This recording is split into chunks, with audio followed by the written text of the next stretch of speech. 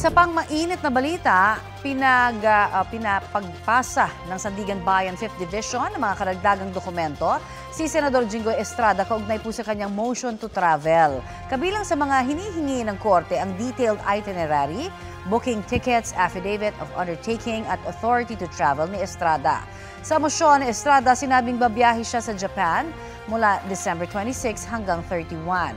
January 5 to 15 naman sa Norway, Iceland at Austria.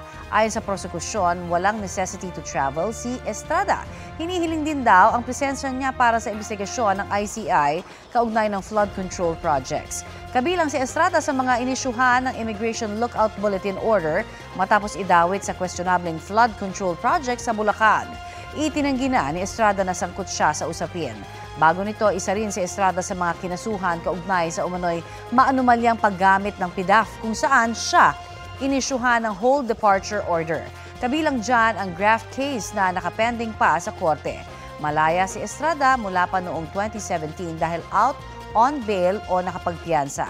Kinukuha pa natin ang reaksyon niya kaugnay sa utos ng Sandigan Bayan ngayong umaga.